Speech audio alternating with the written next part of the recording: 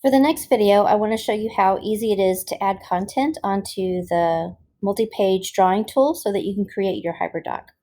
So you will need to click on this little icon right here and open up the template that I've already created for you. So to make your own copy, you need to save the activity.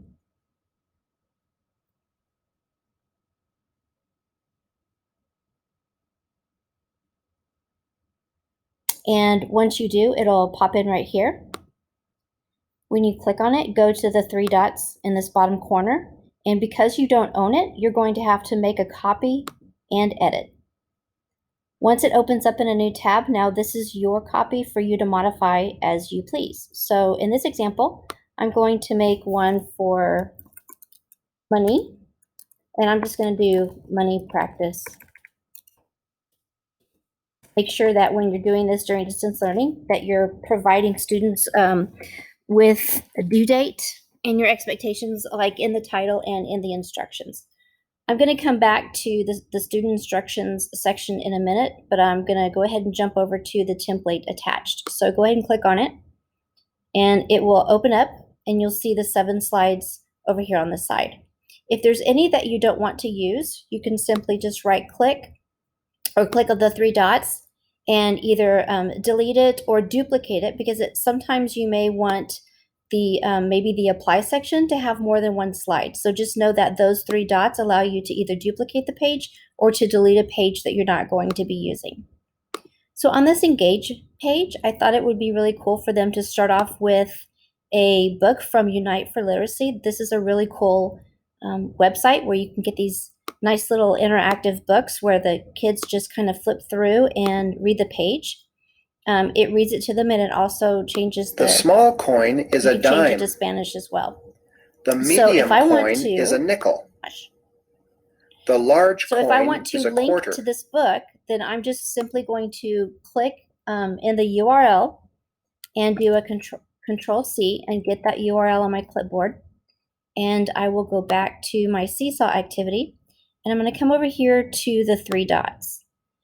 This is the new feature that wasn't there last week. It is the new link. So I'm going to click on it and just paste my URL.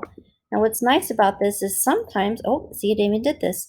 Most of the time in my experience so far, it pops a picture, a nice little screenshot of what the activity is, so that you don't have to use your snipping tool to grab a screenshot and then paste a link on top of it. Now it doesn't always work, so I'll show you how to kind of do that as well.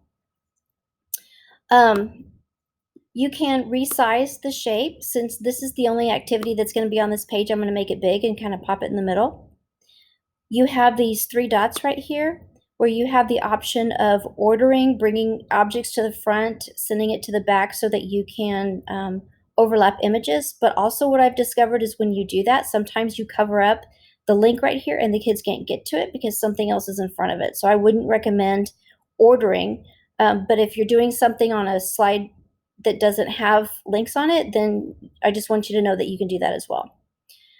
You can link, you can also lock something. So if I'm working with younger kids and I don't want them to be able to move all of the items around on my page, I can go ahead and lock it, and now they can't click and drag and move things around. I can also duplicate an item, and I can delete an item, okay? So the next thing I want to do is put my instructions on my slide, and I'm just going to click on the link below to read a book.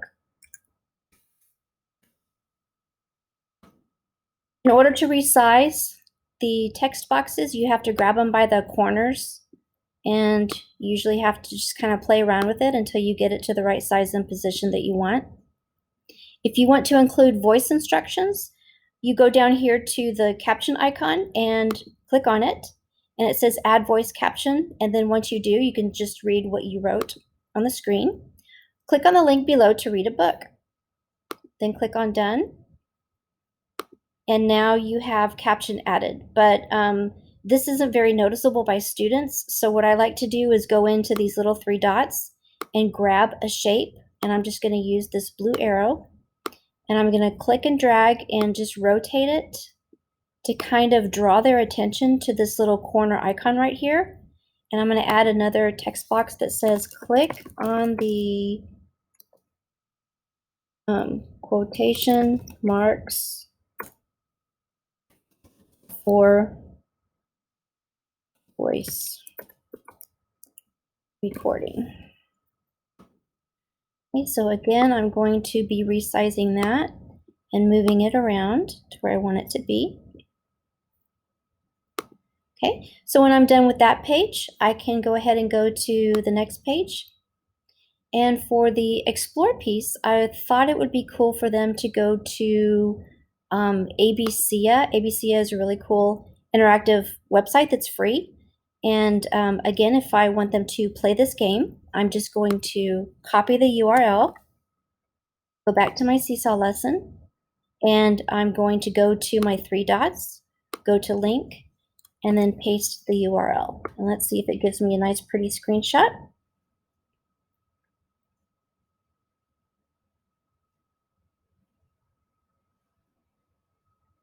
And it does. How nifty is that?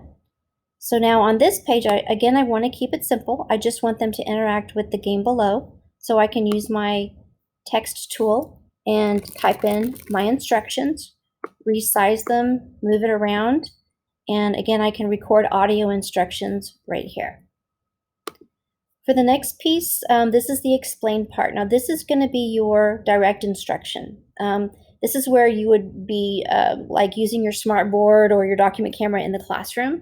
But for the sake of distance learning, you may want to consider looking into either Screencastify or Screencast-O-Matic that you can download from the Software Center and install that on your computer so that you can do some screen recordings.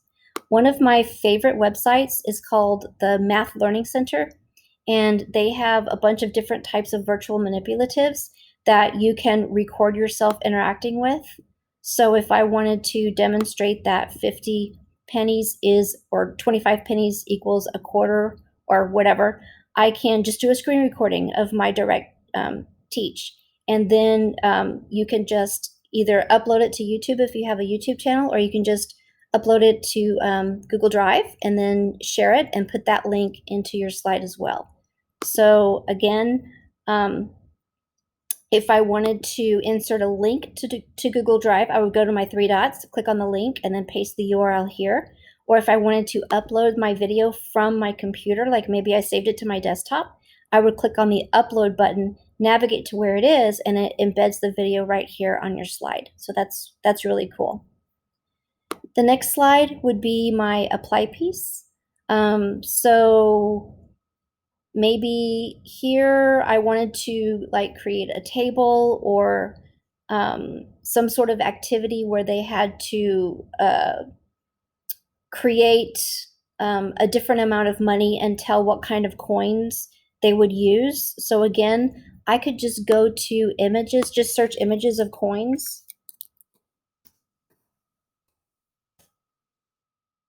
The Seesaw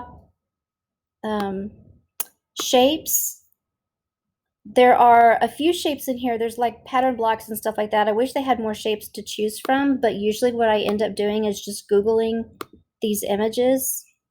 And if I want to take like just a screenshot of this little quarter, I can use my snipping tool on my computer and go to a new snip. And I'm just going to let's grab this nickel right here. I can copy it, go back to my Seesaw activity, and then just right click and paste.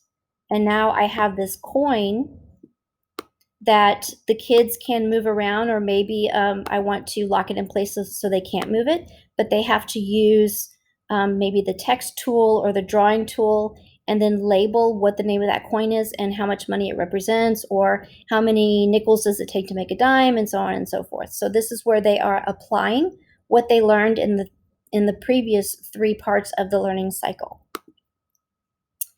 In this share piece, like I said, if I were doing this with kinder, first, and second, and I'm thinking this would be a good second grade lesson, so maybe I don't want to do all 7 parts of the cycle. So if I wanted to delete this, I could just right click or click on the 3 dots, go to delete page, and I can just get rid of that one for now.